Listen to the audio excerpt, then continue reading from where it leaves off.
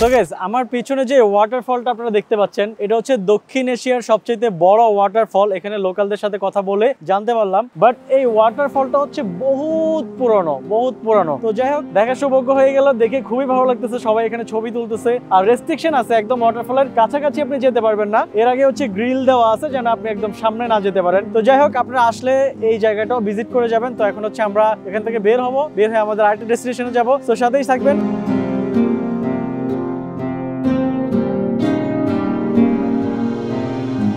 Guys, এখন আমরা চলে আসছি হচ্ছে ফেওয়া লেকে। তো এই ফেওয়া লেকটা হচ্ছে সিমিলার লাইক টু কাশ্মীর। কেন বললাম এটা? বিকজ হচ্ছে কাশ্মীরের যে ডাল লেক আছে, ডাল লেকের হচ্ছে মাঝখানটাতে ছোট্ট একটা দ্বীপের মতো আছে। তো ঠিক এই ফেওয়া লেকেও সেম টু সেম আপনার মাঝখানে একটা দ্বীপের মতো আছে। তো ওই দ্বীপটাতে হচ্ছে ওখানে একটা মন্দির আছে।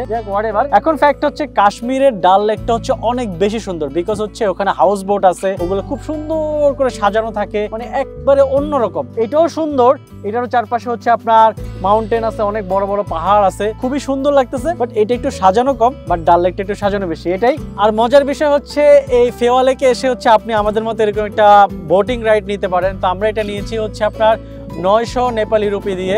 তো আমাদের হচ্ছে মোটামুটি আমাদের ড্রাইভার সব সহ হচ্ছে 4 জন। আমরা আরামসে, আমাদেরকে 1 ঘন্টা এখানে ঘুরাবে।